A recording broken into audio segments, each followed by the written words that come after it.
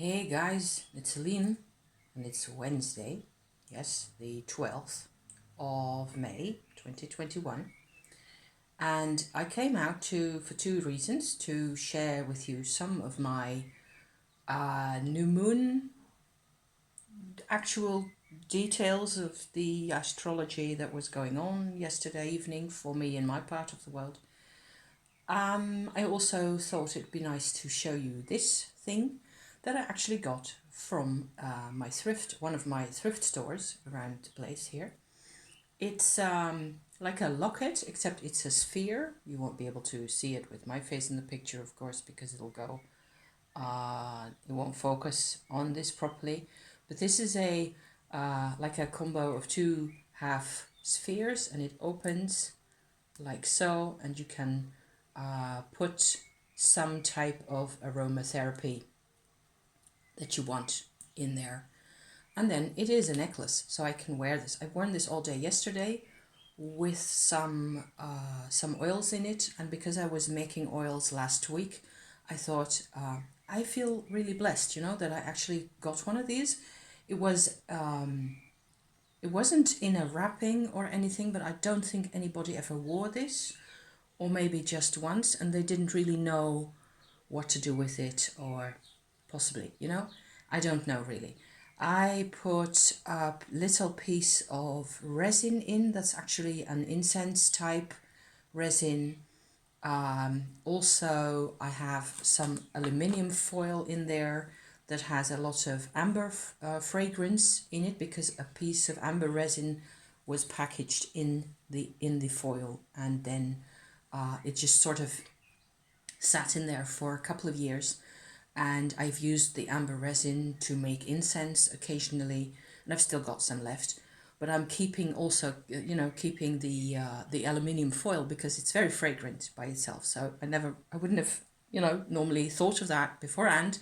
But in this case, it just has a ton, even a small piece of the old aluminium foil, which is like 10 years old or something, still has that much fragrance. It's insane. So, and then there's like a little piece of just a handkerchief paper, towel, Kleenex type handkerchief in there with some lavender oil, which I think by now has mostly evaporated. Because I was on the bike yesterday, I had a lot of fun because my bike was needed to get a new tire, a new inner tire done to it. So because it had it had said poof on my trip Sunday, and then so I had to get that repaired, because we tried to do it ourselves, but it was a difficult break and it just had to be completely replaced. So afterwards, once my bike was fixed, I decided I needed to go out into the countryside and to the other town, and do me a bit of shopping. And so this one I got yesterday, and I've got a couple of. I actually have found myself an excuse to go shopping in the other town, which is like a slightly more than half an hour bike ride away from here. So it's easy, and it was nice weather, pleasant, not too hot, not cold at all. So I was enjoying myself, and it's springtime, and it's bliss, it's just utter bliss to be riding your bike down the roads and paths, and it's perfect. So the excuse I got to go to the other town, I actually found myself a supplier of saffron, actual, proper, real saffron, because there's fakes in the trade, in retail as well. So I'm really happy I got this. Also quite affordable, not too expensive. At some locations I would have expected to pay at least a tenner for this, but I paid a fiver or 4.5, I think, euros for this, and it's real saffron. It's excellent. So that will go into rice that I'm having for dinner, for example, at some point or other, or it will go maybe even tonight with my omelette. That would be nice, because that'll do. That'll go just fine. Otherwise, I use saffron very occasionally because it tends to be a bit more expensive. I'm really glad to have some again. It's just something I tend to, use in cookies as well, because cookies with good flour, good quality fresh flour, maybe some almonds in there, honey, and saffron. Now that's something else. You know, you just have to, if that's your jam, you just have to try that for yourself out there somewhere, sometime, because it's really good. So, and you don't need much. You just, you know, just make a little, and it's like for a special occasion or something like that. So in terms of other shopping, I did all sorts of little bits of shopping. You know, I got me some sea salt again, which I was nearly out of. I did a couple of other things. I was just having a really good time being outside and generally at peace with myself and the world and enjoying life and so on. So it was pretty cool to tell you. After the winter we've had, I'm still so grateful to my bones, you know, to my marrow, to be still here and to be enjoying the good things in life, and to see other people, you know, also, and to talk to people over here, over there, and anywhere, to feel that we're still alive, we're still here. So I did another essential oil mixture. I can show you the bottle, but it won't really be all that informative. Then again, who knows? Maybe in terms of vibration, it'll actually communicate something. This is a different oil mix from the one I made last week that I posted a little video about on Saturday. This is the other one. It's maybe it's an interesting test for you to see whether you can actually pick up vibration through YouTube like this, because I occasionally can. Sometimes it just happens in a flash and I really pick up what somebody's doing, you know, their vibration or what they're holding in their hands. The vibration gets communicated through YouTube to me. So I'd be really interested to know if there's anybody out there who can tell the difference in emotion, or in whichever way you'd like to describe it, between this little flask that I talked about last week. This is the mix I made on Friday and Saturday that has my vetiver oil in it and a couple of other things. I described that at length, you know. But this is a prosperity and stability oil that I made for that reason. And this is something, it looks nearly the same. This is a bit brighter, lighter in color than this one, because vetiver, of course, is really dark most of the times. If it has been aged, that is, because vetiver in an earlier stage would be green, apparently, which is what people tell me. I have never seen green vetiver oil myself, but the one I have is, you know, quite dark amber color. This one is does not contain vetiver at all. It has all sorts of flower oils in it. And I was just inspired to continue my little journey with these fragrances, and for some reason it often brings me a lot further that I don't even really take time to think about. Or in this case, I knew what I was doing. I knew more or less from the outset what it was that I wanted, because it's something I really need. So that was clear to me. I need stability. I need peace of mind, you know, that kind of thing.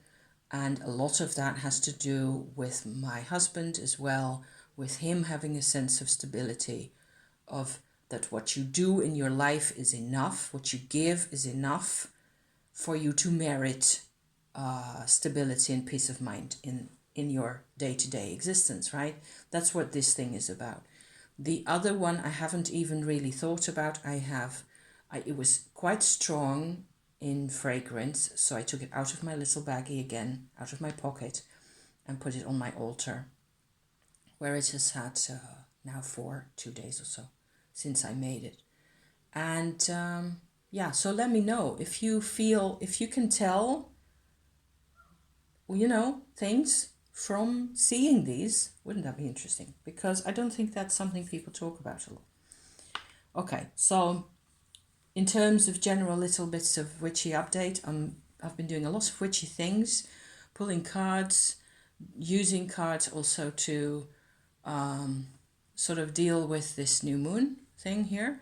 I still have to do one thing, which is look up last year's new moon in Taurus position and situation at the time, because I seem to recall that it was a lot more troublesome than this year's. However, for me, and there's another, here's my however, I had made the chart, the actual horoscope situation, I haven't printed it out yet, I still have to do that, but I've got it saved on my computer, of the actual chart of the exact new moon in this part of the world, and there's a couple of things that were quite striking to this new moon. So, for me personally, so that's what I'm here to talk to you about, really, after 10 minutes of intro and general witchy chat stuff. Because it was a combination of a couple of things that I thought were, each one was already quite special. This new moon takes place, it is called on the Time and Date website, which is a really good one to look up your moon phases and to have an exact, for your location, precise, graph or schematic or whatever you want for your moon phases on timeanddate.com, just one word, timeanddate.com. They call this type of moon a micromoon, which I had never heard of before, but it's when the moon or the combination, the angle where they're at, the sun and the moon, is actually aligning with the lunar apogee, so the most distant from the Earth part of the lunar orbit at that moment.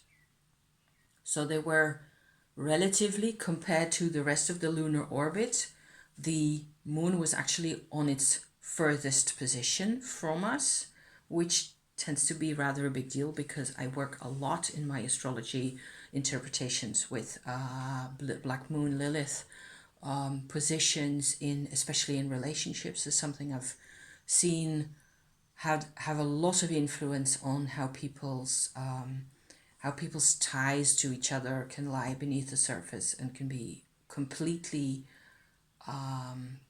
out of it can be subconscious for them, and it can really take control of their lives. It has happened to me as well, where my life was, very much structured by Black Moon relationships between myself and other people, including my own parents, by the way. So, in parentheses.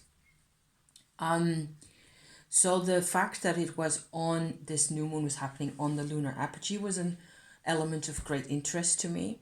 I pretend to myself, it's more than pretending, but I pretend to myself that I can actually feel it when this happens. It is like the whole of the lunar energy that we are used to, that we're used to working with, that is part of our lives and our bodies and our patterns of our lives all the time.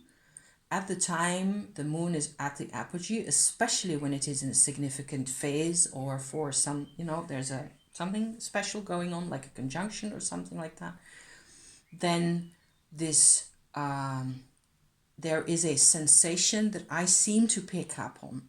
It may be completely, crazy. I may be a nutcase. It's quite possible. But it feels to me like it's more remote. There is a sense of it is colder than normal. It is more remote, more distant, more harder to get at. Also, there's a sense of silence, a sense of passivity, of having to step into a different mindset completely, a different emotional frame completely, to feel this, to be a part of this energy. It's a very special Black Moon energy.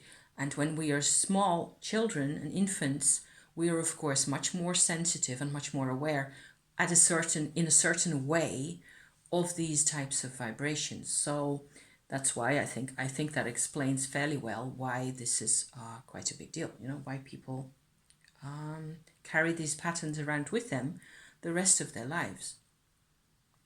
So the moon now being on a lunar apogee, okay, fine. The other thing, there's two more things, okay, to this chart, other than an aspect to Neptune and stuff, you know, like that. Just more or less okay sorts of things. An aspect to Pluto, okay. You know, those things I can live with. The thing is that for me, this was especially significant, this whole new moon situation at the time at 9 o'clock in the evening last night was especially significant because 21 and a bit degrees of Taurus is where my North Node is at. So the sort of to the extent that it's possible to make sense of that, the direction of your life going from South Node to North Node, from the way of doing things of the South Node in Scorpio, okay, I move towards the way of doing things in Taurus. That's where it's the aim of my life, if you like, if you can put it that simply, would be that this is where it's actually happening, okay? And I have a new moon happening there yesterday, and it's on the lunar apogee on that position. So I thought that was really significant by itself. The third thing that was really significant for me is that this was all happening at a time when both sun and moon were setting, going below the horizon. So the whole sign of Taurus was sinking below the horizon at 9 o'clock in the evening last night. And the South Node, I'm pointing that way because that's where East is, was rising. So exactly at the time of the exact new moon, we're having this axis coming into play as well. So there's the phase, there's the apogee business, okay? There's the nodes business, there's the ascendant descendant business.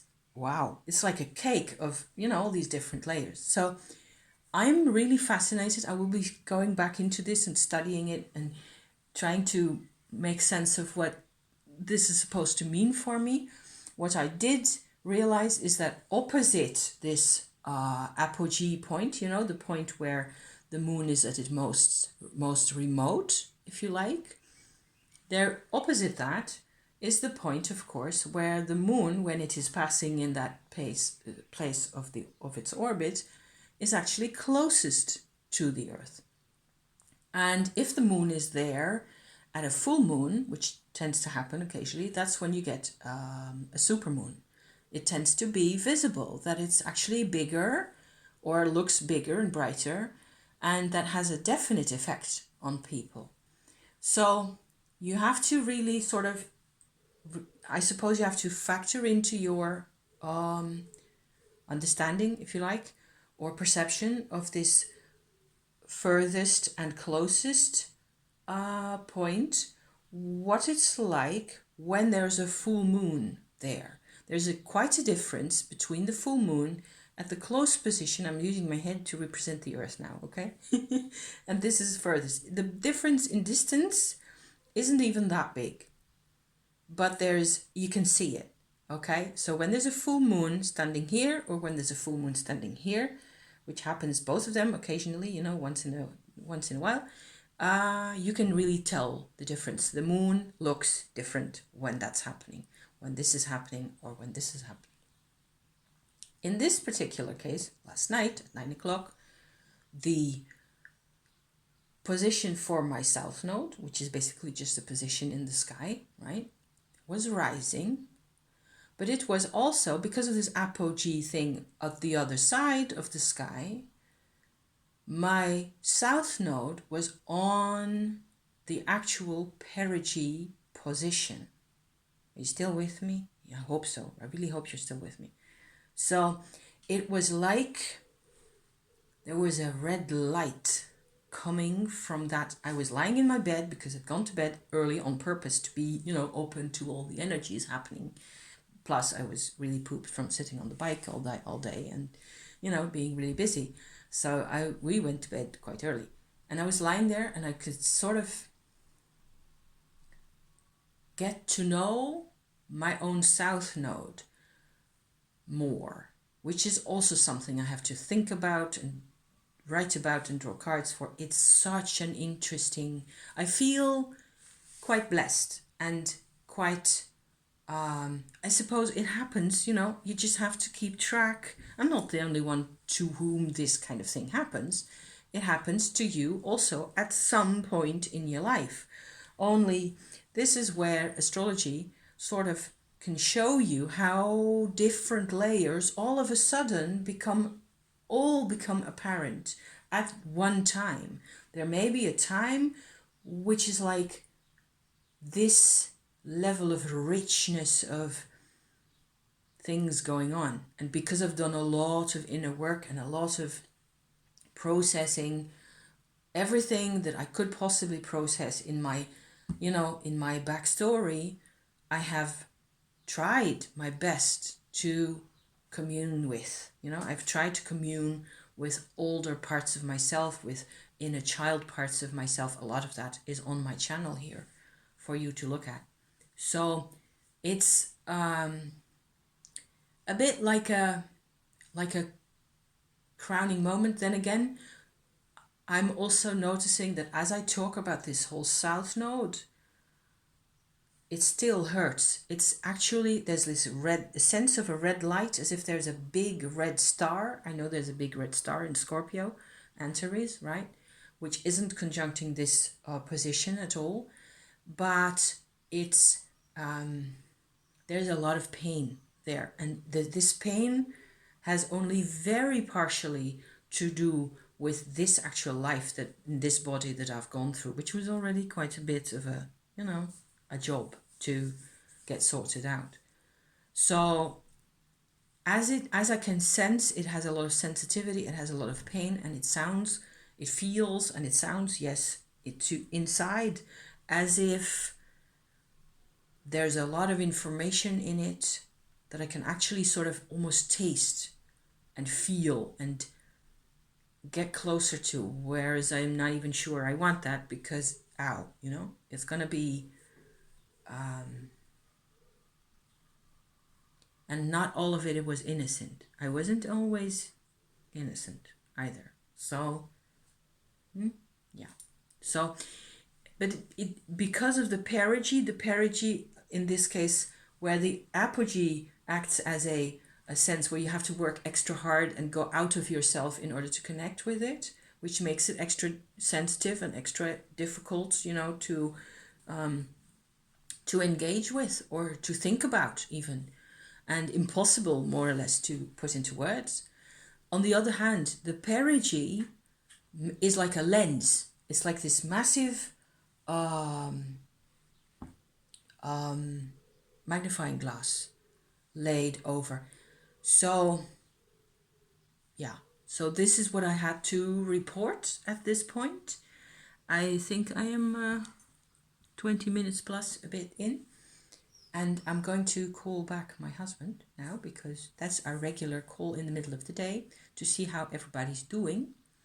I hope this is of interest to you, because it certainly is of interest to me. If I have any more intel, I will share it with you. I just felt really also that I've been having quite a bit of a busy week with, other people and so on. Maybe tomorrow I'll have more time also to come back with more cards. I had interesting cards as well. Yesterday I had a Queen of Wands and a World card. And today I'm having a Page of Wands and a Queen of Wands. This happens to me all the time. Also something I want to know about from you. Does this happen to you? Where your cards repeat themselves in this graceful, dance, as if they're really trying to tell you something. Gosh. Wasn't that what it was all about? Yes, it is, but sometimes it's, scary or slightly scared. I don't have to be scared. I have been scared for long enough. I don't need to be scared anymore. Thank you so much for watching, you guys. I love you to pieces. Be safe, be well, and all the best. See you next time, okay? Thank you. See you then. Bye-bye.